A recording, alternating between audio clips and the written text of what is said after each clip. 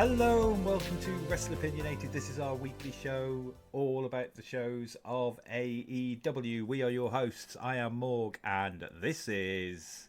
A little bit of everything all of the time, Matt Strange. And this is... Doing this really fast so we can get home and eat food. Muir. Yeah, one of us might have left their phone in the other room and not realised the time. Sorry, Could have been guys. anyone. Could have been anyone. Morg. It's alright, I've had a cheese roll to power me through. I've just done the same thing. Just fucking starve. hammered it in. So yeah, this is going to be a fairly short show, mainly because there's not a lot been going on. No, quite weak. This might be Quite a positive week, like I'm not... Yeah. Yeah, go on, Morg, quick. This might be the first time you listen to our podcast, and as such, you would need to know we have a tier list system, which is how we give our reviews for BTE in general and the individual matches and overall score for Dynamite. We do not review Dark or Elevation anymore because it's just painful. So, Mr. There's Strange, too much. We're only human. time to... A tier list. Ba-bow! It's not very exciting this week, I'm afraid, Morg. I've been too busy. But I will now put in a little pimp thing here. We'll cover all of my other normal sections. If you haven't, if you're a cynical, jaded person like me, watch Bo Burnham's Inside on Netflix. It's wonderful. Interesting. It's wonderful. Anyway, yeah, a tier list. We rank our matches. We go up in letters. You know the system. If you're a regular, you've heard me do this bit a million times, so we're going to do it with a little bit more simplicity. D is our lowest rank match. It's a shitty match. Maybe the booking's poor. Maybe you didn't care. The time was wasted. Somebody came out and slapped somebody about and won in 3 seconds. Your time was wasted. We don't care for D matches. From there, we rock up to a C. A C is a good match. It ranges from a low Morg soundbite. Morg. It's all right. Morg, I need a all right. Gone. There we go. To a very positive Morg soundbite. It's all right. There we go, a good match. We know why they're in the ring. The wrestling's good. I didn't look away too much. Didn't play on my phone. Good match. C. From the next one up is match square. Match +1. A B rank match. Probably the best you'll see of the night a lot of the time, even though you're hoping for an A. B rank match. You know why they're in the ring. The wrestling's smooth. There's some cool stuff. It might not be the most mind-blowing thing, but it's better than a, all right, it's a, yeah, that was good. 2 thumbs up situation. A rank matches, what we expect to be the best of the night. An A rank match is awesome. It's amazing. You fucking watch all the way through. You know the story. There's gotta be story. It's in and out, or it's concluded. The match is clean, crisp. We see a lot of high-paced stuff that keeps our attention. It tells us a story. It's an A rank match. S rank matches are the things of wonder, those rare storytelling ending moments, and are the top of our scale. They feature all your favourite things. Weird hillbillies who hurt themselves, undead wizards, luchadors, Joshis, all slammed together. They fight on fucking through time, or in graveyards, or in stadium. S rank matches are those things which are either completely blowing a fucking story out the dirt, and you get to see the conclusion of your long, heart-ridden moments in a beautiful paradigm-breaking match. Or it's a clusterfuck of hilarious things that just revolutionise that point. Like Joshis versus Luchadors, or Stadium Stampedes, or John Cena being sucked through time by a ghost clown. I don't really know what Bray Wyatt is in the expanded lore of The Fiend. But that's our scale. D, it's shitty. C, it's good. B, it's very good. A, it's awesome. And S, we will talk about this in legend. Ah, yeah, there we go. You did catch me in the middle. I was just taking a sip of drink when you. You've got to be ready more. Like, I know. He's eating the fridge. I'll be okay, guys. That's twice now. Right. Moving on. Quick bits. News. Only really one major thing this week. I know you've got a little extra on the side insider information thing for us, Strange. Do you want to cover that first? Yeah, actual. Like we know I have actual insight. This is real. Like all the shit we talk, I actually have real insider information, and no one will believe me because we're nobodies. Shanna I've definitely not heard any recordings from Shanna basically explaining that she has not left AEW to any drama or anything like that. It's just with the lockdown, her contract having only been 3 years, and being stuck in Portugal all the time, and obviously things are still up in the air. She's not on the books at the moment. She's not a drama-causing person. She hasn't fallen out with everyone. She seems very lovely. Not that I can quantify my sources, but it's real. She's a lovely person, and she's just left because of, business and diseases. I don't believe anything you say, so it's a lie. What sources have you got, Strange? You've never heard a drunk Shanna shouting down the phone? She seems a good lass. I like it. Well, So, our only inside sources, other than the fact that we know that Tony, Nick, and Shad listen to this podcast. Shad. Bless so Shad. no, it's not Tony, it's JR. Oh, that's right. It keeps rotating. Other piece of news. So, after his debut in the Casino Battle Royale, it appears that Lio Rush is retiring from wrestling due to a serious injury. I believe he's going to finish out his dates in New Japan, and then that'll be it for his wrestling career. I know we weren't awe-inspired, but it's always sad when that type of thing happens. Yeah, completely so. Yeah, I feel a little bit bad for ripping on it so hard the other week, if I'm honest. Oh, cool, it's Lio Rush. He's retiring because of injury. Oh, I was horrible about him for about 20 minutes. To be fair, I know that when he left Dub Z, he wanted to go and concentrate on his music career, so he could just go and hopefully he'll have other avenues to do. So, that's good. Yeah. And not being thrown around in a ring every night. So, moving on from there, social media. I don't believe anything interesting's happened this week, has it, Strange? No, apparently Layla Hirsch and Nyla had a bit of a back and forth, but with how that resolved it in the match, I don't really think it's worth it. If anybody's listening to this has hopefully watched the match, so I'm not spoiling anything. Ripping on people with your Healy attitude before you beat them doesn't always, I don't know, it doesn't inspire me as much to go, wow, look at this thing that happened, so quite a week on the social media. The wrestling's, I suppose everything's all over the fucking place, what with it being on different days of the week. Every fucking week. Can't we have Wednesdays back? I liked Wednesdays. It was relaxing. Watch it after dinner on a Thursday. We're getting Saturdays soon for a one-off. Oh, no. Oh, cool. Brilliant. I don't do anything on Saturdays, do I? Yeah. Thanks, AEW. Was that too close to the mic? Thank you. To hear my rating. Thank you, NBA. I think you should be saying. Yeah, it's because of basketball. So we move on to review time, and as always, we open up with BTE or Being the Elite, and it's over to you, Mr. Muir. Alrighty then. Right. So this started with the Bucks wanting Brandon to cheat.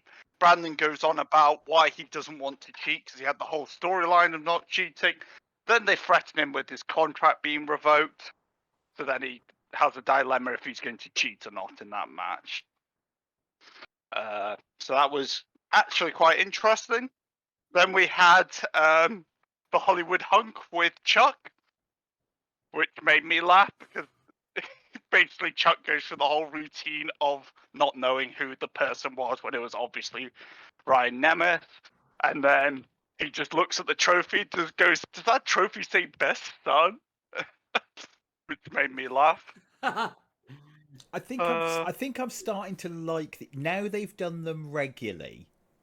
I think I'm starting to like these Ryan Nemeth. I thought they were just okay at the beginning, but it's one of those things where repeating the same joke, but it doesn't feel laboured. I think he's got enough charisma. As long as you have a spin on the end of having the same joke, then it's fine. Yeah. Then we had a weird segment of them setting up this cube game that they had, which was basically throwing balls through a little hole. Well, you don't even have to throw the ball through the hole. You just can push them through it, apparently. And it was Luchasaurus versus Marco Stunt, and Marco Stunt wins. Marcus Stunt thanks God at the end of it, and then Gallows in the background just shouts hallelujah, so that made me laugh, because, Gallows. Bless Gallows. hmm Then we had the Hollywood Hunks with John Silver just hanging out, which I thought was kind of cool, because Silver was dressed just like them, and I thought it was funny. Then we had Matt I'm not Hardy. gonna lie, we've got to about this point. I've realised I've not watched this. I'm like, this does all sound good. Don't remember it. Haven't watched it. I'm a good reviewer. Carry on. Right, then we had Matt Hardy and his people. Matt's disappointed that they all lost all their matches, but then he's happy that he managed to do a twist of fate on Christian, and he's going blah blah blah. I beat Christian everywhere, blah blah blah feud. So that's that. Then it moves on to Silver and Reynolds trying to recruit Billy Gunn, which he seems sort of interested in after he has to sort out some Nightmare People things first. This was I really liked Oh. this. Billy Gunn ripping on his old gimmicks. Yeah. I really enjoyed. And I liked the Rockabilly one. No, nobody was liked good. Rockabilly. Rockabilly had no fans. Then it moved on to Vicky, Ryzen, and Nyla that were going to have a photo shoot, but the cameraman wouldn't take pictures till they gave them money, so they beat up some people. Standard segments. The same joke. Yeah, I don't think they're very good, but here we are. Then we had trick shots with Nick, where everyone was trying to shoot into the cube box on its side, and then Nick's obviously standing in the background looking, glazed over, then just throws his ball and scores, which is actually quite funny. Because, that gag's I love going the trick places. shots. There was no major healing from the Young Bucks here, considering -1 was in the room, was there? Right. Aww. Then we move on to the Dark Order, trying to prepare Uno for Miro. So first of all, Silver says that Miro is... Oh no, he does a terrible mobster accent. It says Miro's from Bulgaria, Italy, which made me laugh. Then they all try and do the camel clutch on Uno to try and make him more resilient to it. Hangman does it. Hangman does it first, and Uno uses his escape from the escape he used on Dynamite later on, which I thought was kind of cool. Oh, that's nice. Yep. Then Colt does some magic to magic up a pen. I don't know why, but that's just happened. Then they're going to say that they're going to insult Miro's podcast. Then they realize Miro's the only wrestler without a podcast, which made me laugh. Five tries to do the camel clutch next. He gets low blowed. And then they all comment that Miro's dick's too big to get low blows because it would protect his balls. So that's not a viable tactic. Then Penn tries to do the camel clutch. He gets tickled by Miro. And then they all comment on that Miro's not ticklish, so this won't work. Then they all jump on him to do a massive camel clutch to try and stimulate the strength of Miro. And that's when Billy Gunn comes in and just looks at them and goes, I don't want to join a group like this again, and leaves. Again. Brilliant. Yeah. And then this one rounds out with the Bucks killing Phoenix, because I'm guessing Phoenix is out injured or something, so... That was the precursor to them injuring him. It was mentioned on Dynamite that they had shot a video of them beating up Phoenix. Last week. Yeah. This was them showing that video. Yep. So that was kind of cool, actually. And then Nick does a stupid voice going, put it on Dynamite, basically. Pretending to be a smart fan. He's on to us. Yeah, which was kind of funny, but you shouldn't mock people for being right if a storyline needs to be on, the show. I thought this was solid. Yeah, Nick, tell your stories. I had a good time watching this, and I gave it a B in the end. Yeah, I thought this was a B. This was a B. This was really funny. I really. And I shall watch it tonight. Yeah, I watched it just before we did earlier on today. I was completely prepped for this episode. I'd done all my pre-prep that I have to do for the recording that I normally do 2 minutes before the show. I did it yesterday. I watched BTE before I went to the doctors, and then I left my phone in the other room and didn't realise the time. Morg. So yeah, you guys saying positive? You've given it a B? Yeah, I'll it's watch good. this tonight. So, Hooray! moving on. Time for Dynamite and our review of that. Dynamite opens with the Pinnacle arriving by limo, foreshadowing. JR, Schiavone, Excalibur on commentary. We open up with the Matt Hardy and TH2 in-ring promo. Any thoughts or comments on that? No, Morg. Before we get onto any form of promo, I've got a comment on how badly that Pinnacle sticker was put on that car. I mean, come on, guys. Look, I don't expect you to have a professional person there to put on, but I do expect you to be able to, smooth out a fucking sticker. Somebody saw that and thought that's okay. You know the last meal you send on a Sunday in a restaurant when you're closing at like 8 because it's a fucking Sunday. You've been there all day, you've been fucking hammered, and you've got some roast, and it's just all the bits that are left. And you look at it and you go, "That's all right." That's what that fucking sticker was. If I sent that in a kitchen as a meal, my chef would have slapped me. God damn it. But no, the intro was fine, Morg. Angelico didn't do his dancing, though, and that made me sad. So then we had Christian Cage versus Angelico. Christian wins with the kill switch. Then Hardy and Evans jump Christian from behind. Then a beatdown on Christian. Jungle Boy for the save. What did you guys think of the match and what score did you give it?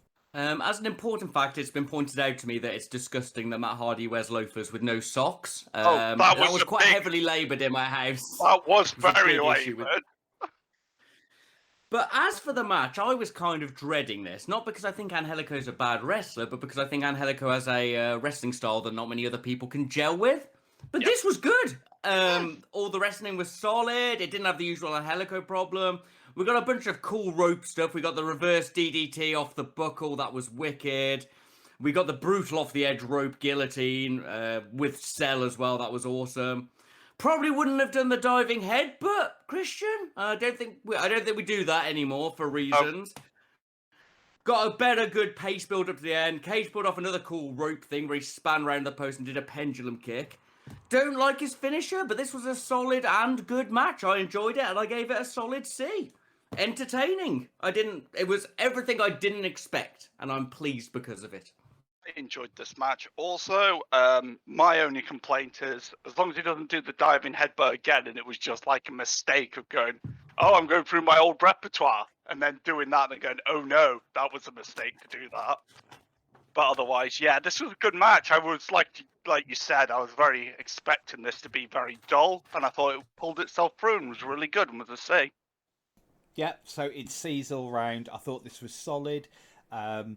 It did have a story because they're obviously going to do the Christian versus Matt Hardy, which I don't. Because Matt Hardy has to be in every plot. Every plot has to involve Matt Hardy. Well, it's not. Is he done with the Dark Order?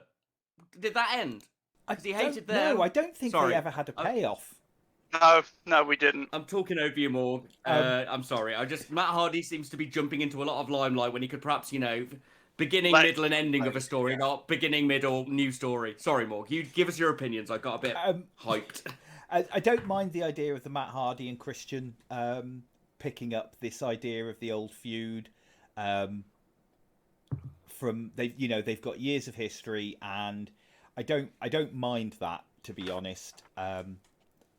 Because sometimes those kind of feuds can pay off quite well at the end, especially if you can get to the sort of the last match. But yeah, I gave it a C. Following on from that, we had a Cody segment with Cody Brock Anderson, Arn Anderson's son, an in-ring segment, which QT interrupts. I just want to say now, while it's in my head, when they said, and his partner, Brock, I was like, what? Brock, yes, mate. We all did. We all were. Even like a split second. I just sat forwards like, no. Brock? Why wasn't that it made me pop. Yeah, if it was Bork, I would have been well excited. Am I into criticising now? Do I begin my commentary? Yeah. Yeah, go on. Let's go with the positivity. Arn Anderson has the most powerful DNA I've seen for a father passing on to his son. He just clones himself. Yeah, he's like bananas. He's just cloned himself. Brock looks a bit like the guy in the rugby club who's a bit posh but can still chill with the lads. Does that make sense? Yeah. At least maybe that's me. blessed face QT coming out to drivel on Cody, and we're gonna get a meme match. Yay! Dusty meme match. Dusty. Is Cody though? I don't. As much as I thought this was okay and the dialogue was fine, and I'd probably score it with a medium. It's all right.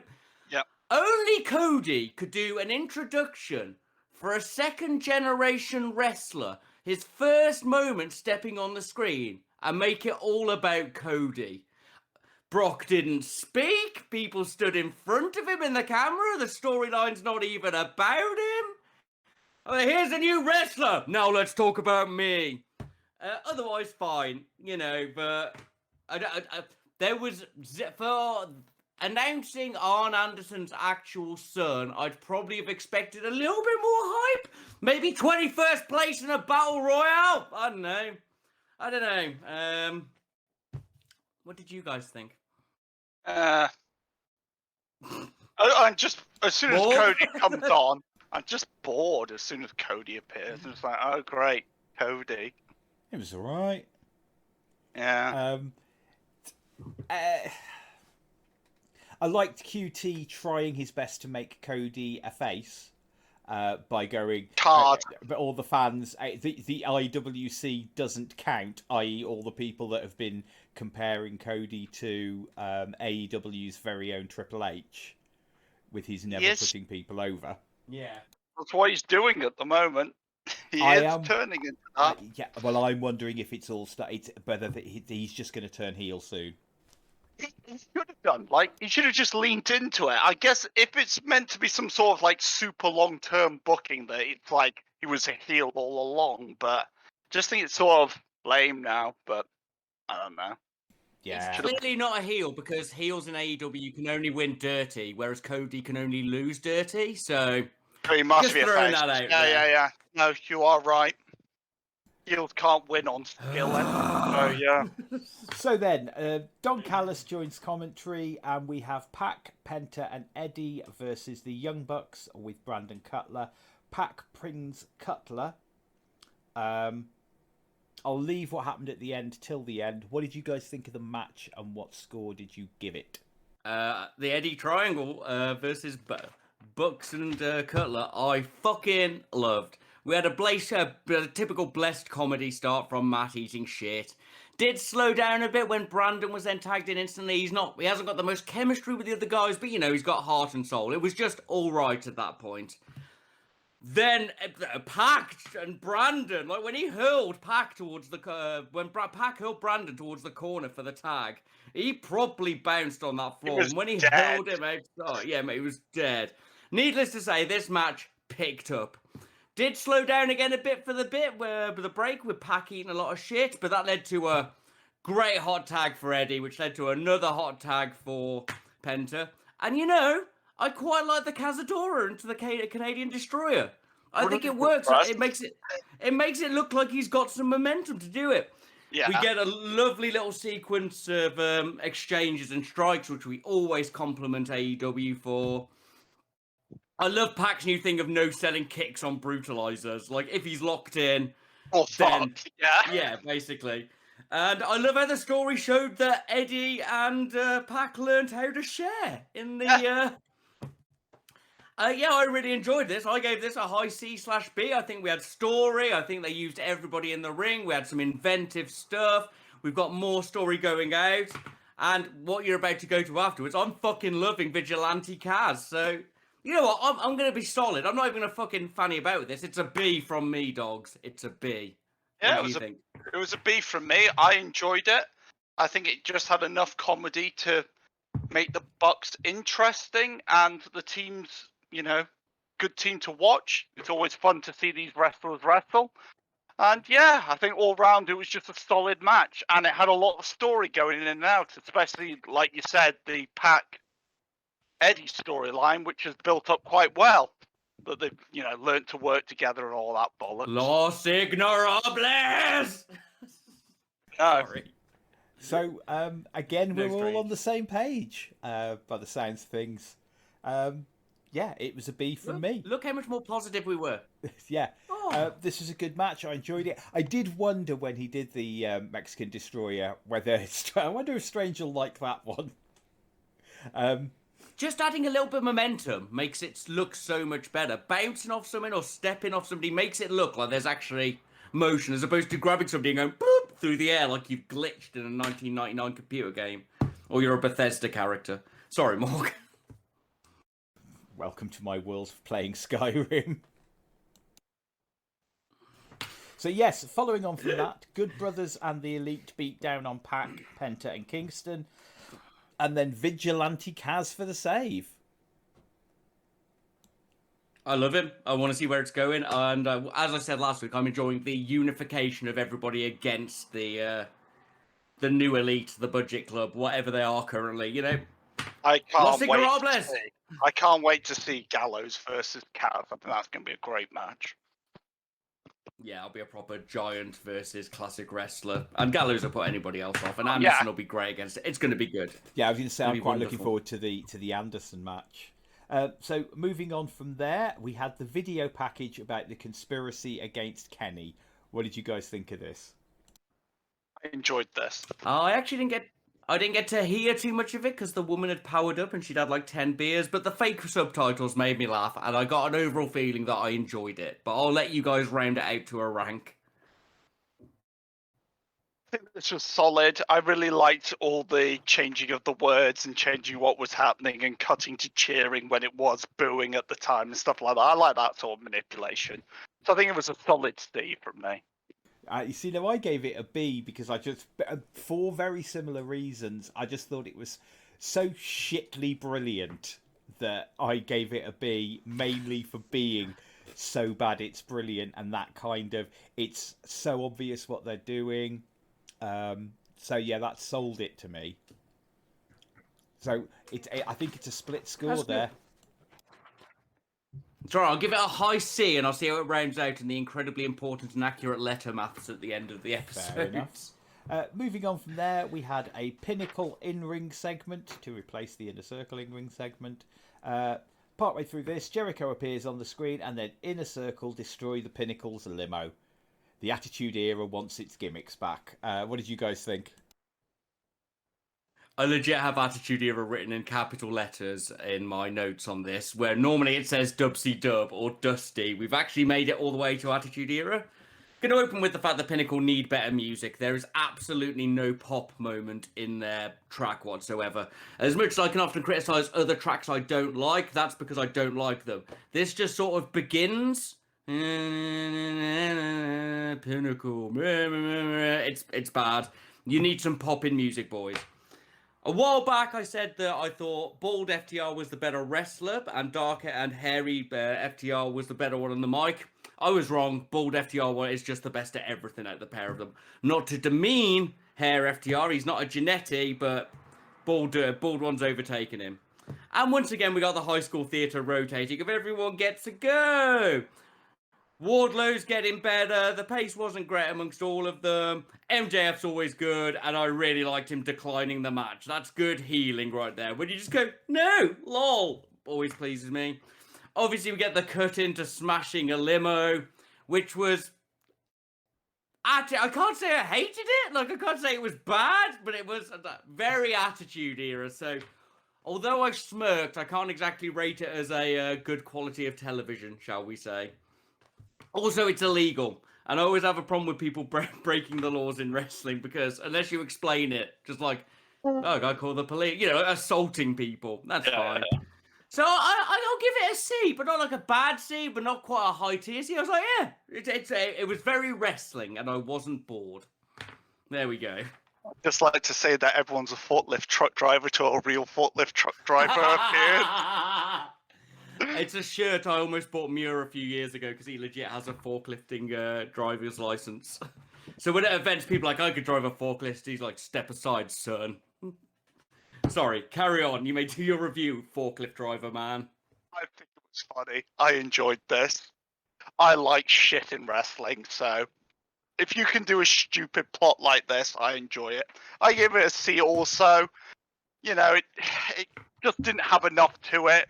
we've seen it so many times before, the car being destroyed. So think of something new, Jericho. You're better than that, basically. Yeah, it was Jericho alright. hates Tony Khan hates cars. He does hate cars. It was wrestling, and Yeah. like I say, it was Attitude Era. But if your show's gonna pull from everywhere, well, fair enough. Following on from that, we had another promo, which was the Sting and Darby promo, where Darby doesn't want Sting to turn up next week, so Sting's blatantly going to turn up next week. What did you guys think? I actually really liked this. Like, I started off being a bit cynical, and I was like, "Stay at home, Dad." And I wrote that this is awkward because it actually felt like a bit of family drama.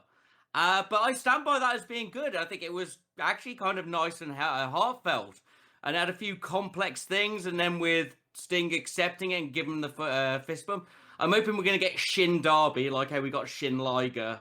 Shin being evil devil version of character.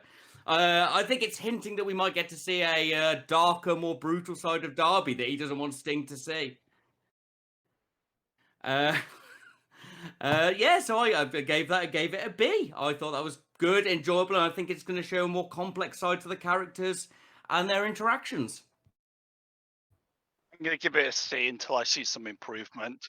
Until I see something develop from this, I'm happy where it's going. I think it's interesting, but yeah, I think it'll be a C from me. Yeah, but I think Sting's just going to appear anyway, so, it is what it is. Yeah, I didn't give it a specific ranking. I thought it was an okay promo. But I also think that Sting's just going to turn up next week, and that'll possibly be the split between Sting and Darby. Yeah. I think Darby needs it, to be honest. I don't think he needs to be tied to Sting. I'm not convinced that Darby turning heel, if that's where they're going, is the best option, but we'll see what happens. You wouldn't. You hate all heels. I've killed him. Like I say, he's just very... Jeff Hardy, he's got that physical charisma, and I'm not sure that it'll I think we're going to see a darker side of him. Doesn't necessarily lead to a heel turn, but I reckon we're going to see a brutaler side of him. Following on from that, we had a quick Uno promo. What did you guys think of this? It was fine. Yeah. There's only so much. I don't want to sound mean or soulless, but there's only so many members of the Dark Order being sad about Brody that I can take in promos. I'm glad he said he was going to see how devious he could be at the end. That was good. But otherwise, fine, yeah. It's all right. Yeah, as much as I do also miss Brody Lee, and obviously I was never connected to him or anything like that, like these guys, he was one of their best friends, but it's kind of like you've got to move on now, guys. Right, are you ready for my Brody Lee story? So, if you have a dream sometimes, dreams, they always get weird and it's always get a bit bad. I had a dream the other night that I met Brody Lee, and he was so lovely that the dream was a good dream all the way through. So... even in weird dreamland, Brody Lee is a genuinely nice person. You know what? I'm going to sidle into this because anybody who knows me will often hear me say that I don't dream. I can remember like 4 dreams I've had in my life, and they're all horrible nightmares, like screaming hellscape, fucking Silent Hill shit. My subconscious, except for the other day where I had a dream that me and John Silver were wrestling Brian Cage and someone else. And they were all really nice. I've never trying to have a dream part of the podcast, guys. This is important. This is important to me, Nick. I only have nightmares. It was really, and I never remember them. It was really weird. So yeah, my dreams say they're lovely as well. Fuck you. So we then had Uno versus Miro TNT Championship match, which Miro wins with the game over. Thoughts and scores? I really enjoyed this match. We got a solid wrestling start. Miro's no-sells on the strikes and his eye rolls after a couple of them were fucking great. Yeah. Uno stomping his hands whenever he tried to get into the ring. That was brilliant. I mean, don't get me wrong. We had some brilliant moments from Miro. When Miro pulled Uno off the corner and caught him for a suplex, that was the strength. It stayed brutal for the break. Miro's got one of the best drop kicks in the business, especially for a man of his size. He goes so high. That drop kick was freaking ludicrous how high he got on that. The turnbuckle use, how clever was that? He pulled it off in rage and threw it to somebody else. It seemed so organic. Yep. And then it was used naturally later. We got a good Uno comeback. The Dark Order coming to be cheerleaders was great. I did like after Uno failed the lariat that he just looked at his arm in confusion before he got smashed down, obviously. And the pull on the camel clutch that Miro put on him afterwards, that was full, like, folded in half. I love this match. I gave it a B. I think this was really good. I think it told a story. It's building into this whole Dark Order Miro TNT title thing. I think Miro made Uno look good. Really enjoyed it, and it's a B from me. I gave this a high B, and it was my match of the night because I really enjoyed this, and I liked the build up to the Dark Order acting like he was going to win. Obviously, he wasn't, but they were giving you that little bit of a glimmer. Is he going to do it? And then, obviously he stomped. But Miro upon a masterclass. This was a fantastic match, and Uno was up to the scale. He did fantastic. I really enjoyed this. Like I said, high B. Ah, interesting. Oh, Morg, you the other way. No, we're just going to match again for the third time in our reviews. Yeah, this is really good. I'll have to go on. Yeah, no, I think you might be right. This might have been my match tonight. It was between this and the Young Bucks match, and we know I'm a bit biased towards the Bucks matches because I like high flying shenanigans. But that's all right. But this was solid. I love the Dark Order coming out. I love the way they didn't interfere, the way that they just came out to cheer.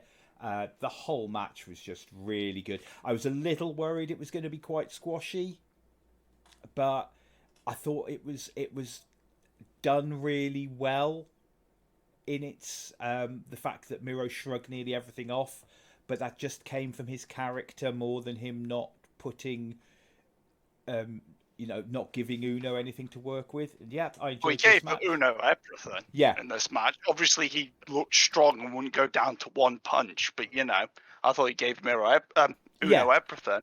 Yeah, and more of this, please. Less of everything else. Following on from that... Yeah, 100%. Andrade promo package. Dress himself, boys. Andrade knows how to get dressed. Not very exciting, not on his tie, is it? Why can't you be like a master of the Eldritch, not like me, you fucking casual? What was that? Andrade can get dressed. I was hoping when he put on his suit, it would have the Los Ignorables logo on it when he just put it on at the end. Mate. That's what I was thinking was going to happen. But, I dare to dream. What cost me. We've got to have the Superfly idol first, I think, before we can become just don't care. Yeah. Moving on from there, Omega. You put on clothes. Omega and Callis. Sorry. In-ring interview, which Jungle Boy interrupts. What did you think of this? This was arguably ruined a bit for me about halfway through when they said Baltimora. Because anybody who's watched the Brass Eye Paedophile special will know that texting Baltimora means I'm running at them now with my trousers down. So that made me laugh.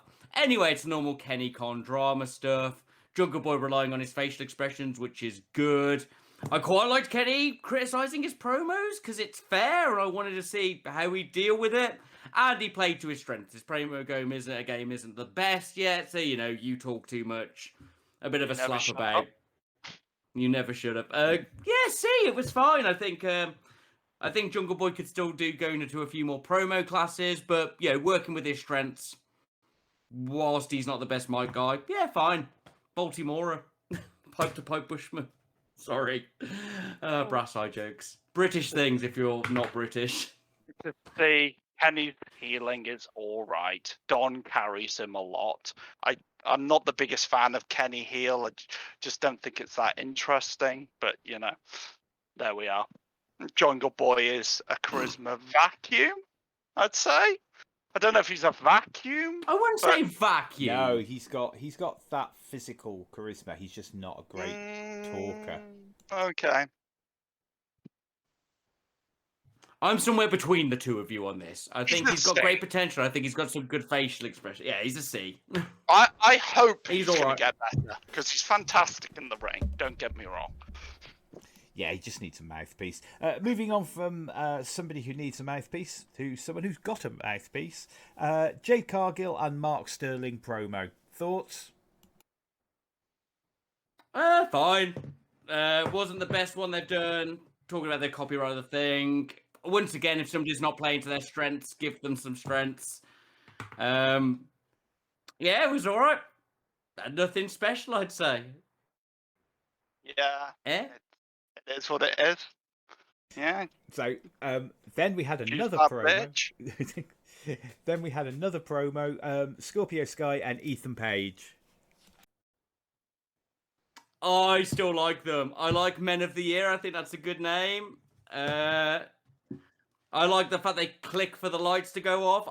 I gave it a B. This is one of my favorite promo sections we had all show. I think they're getting established in their characters now, and it's good. I think Scorpio Sky's grown into this character well. I think he's doing a lot better than at the start, where he's a tiny bit awkward in it. I think he's a lot more natural at that twatty heel, and I think Ethan Page helps him a lot. I think it's great. I really enjoyed this. I like these guys. I think it's a high C. I'm not sure if it's a B, but yeah, it was solid. Yeah, it was good. It was good healing. I didn't really rank it. It didn't blow my socks off, but it was good. Yeah, good. Oh no, sorry. My match of the night. My match of the night is next. Lance Archer with Jake Roberts versus, and I've got some guy crossed out. And then I found out it was Chandler Hawkins. Lance wins with the blackout. Thoughts and scores? I in fact just have Lance versus some guy written down. My only notes are Jake was filming it, and I wonder what's written on Jake. So I suppose it's a D from me. It's a D, obviously, but it was very fast. So, it reminds you that Lance strong. I liked Jake filming it because I thought it was funny, him just holding it like a boomer, holding it straight up at the thing, which made me laugh. But it was solid enough. Turn it it was landscape, Jake. Yeah, if he shined World Star at the end of it, then I would have fucking given it an S. Yeah, I gave this match an S. Lance just comes in and No, it was a D squash. Yeah, it was. Yeah, D squash. Skippable. Yeah. Following up from that, we had the Wingmen promo, which is the name of the Pretty People. I think the Pretty People is still a better name. No, Wingman's brilliant. I love it. But yes. Any thoughts on this? I love it. Although it wasn't the most exciting section, I can 100% go for a Wingmen versus Best Friends feud. It will be the most indie-tastic shit in the world, and I will love every second of it. He's getting a makeover or a beating. One or the other, boys. We don't know yet. Somebody's getting a beating. I kind of want to see him with a makeover. I kind of want to see Orange Cassidy with a makeover after they heel win, Yeah. After they've sexified him. Following on from that, so then we had Nyla Rose with Vicky Guerrero versus Layla Hirsch. Nyla wins with a top rope beast bomb. What do you think of the match, and what scores did you give it? I thought this was going to be worse than I actually found it. I quite enjoyed the stool joke as the beginning. I thought it was funny enough. We had a solid enough brawl start. The armbar pick up and swing into the barriers on the outside was kind of cool. We did have an actual break mid-match, which made me shout oof, as that was the only one that happened mid-match in the entire show. Yes, mate. Let's cut to adverts. To picture-in-picture, then it just goes off, and it's like, not the greatest amount of chemistry in the ring, and I think the size difference may have had a play, but Layla did suplex Nyla and did do a step-up moonsault, which I fucking love. The rope struggle wasn't the best, and I'm not always a fan of the rope hanging. That's why I was pleased Layla got off. And I wouldn't have booked this match to give Layla a loss. I thought we were building Layla previously, and that just seems to have stopped. But it was alright, solid enough. I gave it a C. Like, I can't say I really cared, but I can't say it was really bad. But it didn't cross into good. Well, yeah, really good. So, yeah. No, fine pace filler, shall we say. C. Alright, guys, I'm going to bury this as hard as JR buries small women. Fucking. Go on then, Joshi fan. I just don't need to see Nyla versus Britt again. Can we have someone else in the title scene, please? It would have been interesting to have Hirsch in the title scene, but no, we get to see Nyla matches again. Just not for me. That's, you know. No, you are right. It was time for somebody else. I'm with It you on was, yeah, and I really wanted Hirsch to win because I think she's a cool baby face-ish, well, face character that, you know, just an ass kicker, and they've just been burying her for like the last month, so I was kind of disappointed and gave it a D, but it should be a C in all honesty. Go on, Morg.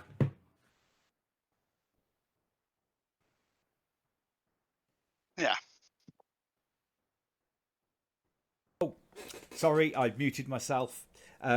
Yeah, when they started Good work, this, Morg. I'm gonna have to try and find that in the editing. They started this. My entire statement was, "Do not squash Layla. Do not. Don't you dare." They ended up having an okay match. Yeah, the ad break in the middle that seems to always happen in the match before the 7th quarter. the match before the main event was a bit annoying, but a lot of the time it's just the heel beat down. I'm not going to say I enjoyed it. I'm not going to say I hated it. I gave it a C. It was a solid match, and that suplex that Hirsch did on Nyla was awesome. Yeah, I'm with you. Just give her a push. Let me get closer to my microphone. Can you hear me okay? Yep. Nick Shad. It's okay. We know Nyla's hard. Maybe keep her out of the fucking title picture. Maybe we could have somebody other than Britt, Shida, and Nyla up there. Maybe one of your other dozens of women could be at the top of the card for a bit. No. Just throwing it out there. Right, Um, sorry, I'm done. What Nyla needs to be is she needs to be the mini boss before you get to face Britt. Or just not on Yeah, TV for completely. 5 minutes. We didn't need to see it. I don't want a heel versus heel either. Yeah, that's always really... She worst threw the combat. burgers, Nick. She did throw the burgers. Not the burgers. That's... So speaking of throwing burgers, we then had a Britt Baker promo. Any thoughts? She threw She's the the face of that burgers. company. She's such a good bitch. Britt is great on the mic. Ever since we hated her at the start, we hated her being a babyface and a role model and saying she was a DMD. But now she's fucking great. I haven't ranked it. She's now in the same category as early MJF and most Mox promos for me. She's just great. Let her do a thing. Maybe she can fight somebody other than Nyla. I also like Rebel. She always makes me laugh just for the stupid faces that she's always pulling. Yes. Makes me laugh. Yeah, it was good. Solid. Then Taz joins commentary, and we have Brian Cage and Powerhouse Hobbs versus Hangman and 10. So much meat. Right. Starks and Hook come to ringside. Starks throws the FTW belt to Cage. Cage refuses to use it. Starks slaps Cage. Cage chases Starks out. I have now said Cage and Starks far too many times. 10 then pins Hobbs after Page hits the buckshot lariat. What were your thoughts and scores? I went into this match really judgmental. I noticed there were only 13 minutes for this match left after the intros. And I didn't even notice because I fucking enjoyed this. So many cool things. Hangman landing on his feet from the pump handle sit down slam at the start was great. And every time he does a shooting star press, I write it down because it's phenomenal. Cage and Page are great together in that ring. There were some brilliant counters, moves, strikes, rotation, everything. Did slow down a bit with 10 and Hobbs, but they still had some great power spots. And a lot of just really good stuff. They didn't quite have the chemistry of Page and Cage. Cage's overhead throw after curls on 10 was fucking ludicrous. And we get a bunch of good agile hossing, speed berserkers, if you know what I mean. We got that clumsy but fun powerbomb counted into Hurricanrana into the post. Didn't go as smoothly as it could have, but I had a great time. We had a bunch of great brawl exchanges. Cage pulled off his 619. We've not seen that in ages. That brought me a bit of joy. Shenanigans, which were denied, which leads into this obvious face turn. We got to see Hobbs' Spinebuster, which, although there will now be 72 people using the Spinebuster as their move in AEW, his is just the fucking... He picks him up, holds him, and spins through that air. It's beautiful, which is really shocking for a man who's a brick wall built out of slabs of beef. I thought the win was clever, made everybody look good. I think it all worked well, and I gave it a high B with the story. I really enjoyed it all the way through. Go on, boys. Yeah, this was great. I liked Hangman having lost all sense of time with his banner. That always makes me laugh. I liked how much 10 has improved in the ring. I think he's got a lot better. I like his moveset being a bit more Brody Lee. I think that works well for him. Depowering the spine buster and bringing something else out is probably going to help him a lot, seeing as everyone's got one. I also really like that we had two basically rookies in this final match with 10 and Hobbs, It's sort of nice to see someone, a bit fresh bringing up the end of the show. And that's always good for it. Yeah, I got you. Yep. Yeah, neither of the bigger names were in the final. Yeah, no, good point. Yeah. Also, after it was in beginning. Yeah, after Hobbs's Spinebuster, Hangman's breakout of the pin was fantastic. He timed that perfectly, diving onto 10. That was ace. Yeah, I gave this a high B. I really enjoyed it. I expected a lot from these guys because they're always good together, but it was really good. So I'm happy to give it a B. And it's B's all round again. I really enjoyed this. I thought this was a good match. It had a lot of fun. I liked the fact that 10 got the pin. That's one of the things that specifically stood out to me. And I just in answer to your thing about seeing the 13 minutes, I think when you've got like four big guys who are going to do a lot of real heavy power moves, you're probably not going to want a long match. And like you said, you had two rookies in there, but I thought everyone held their own, and I thought it was a really good match. And yeah, really enjoyed it, and really enjoyed this Dynamite. That's all I've got to say on that. So yeah, no, I'm looking at the letter maths calculation, and I don't think our rankings match our feelings on the thing, because we've got a couple of D's for the weak moments, but those are only short.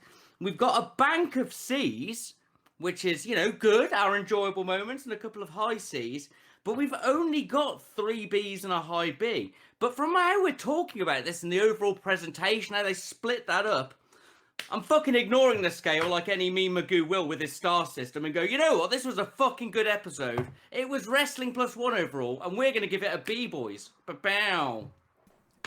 Yeah. I can play with my scale as much as I want. I agree with that. I think it was a B rank show. Yeah.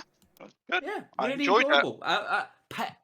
It shows how much pacing and placing your good spots in the right places can basically help you alleviate the weaker moments. We were kind of went, hey! And we started good, we finished good, always end on a high note. It's basically the exact opposite of what last week's show was. Last week's show, we were like, we'll give it a C out of pity, basically. Yeah. And this week, it's technically, from all of my little incredibly accurate and scientific letter maths, a C. But it isn't. It was better than a C. It was a good, enjoyable show. It's the opposite of last week. Learn AEW. Pacing. Good week's wrestling. I'm glad I watched this last night. And all in all, yeah, really enjoyable and some solid wrestling and storytelling. Now I'm rambling and bantering on. So, Morg. There you have it. That's our review of the week. Just a short show this week, mainly due to the fact that one of us was late. So I want to thank Anchor.fm for hosting the podcast.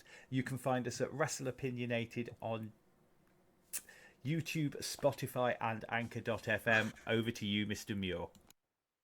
Thank you very much for listening. It's a pleasure as always to do this. If you'd like to send anything in to us so we can discuss it, make fun of you, whatever you feel like, please send it in to wrestleopinionated@gmail.com, WrestleOP on Facebook, and WrestleOP1 on Twitter. Over to you, Strain. Thank you for listening once again. Please like, share, subscribe. If you made it to this point, you can at least do us the glory of clicking those couple of fucking buttons, couldn't you? Click the little top star favorite thing on Spotify. Do whatever it is on Anchor. We do appreciate you listening to this, and every possible little share we can get will help us become famous and rich. Shad, send me some money. I need a mortgage. The housing market isn't collapsing. Please help me. But yeah, thank you very much. Back to you, Morg. All that's left to be said is goodbye and good night.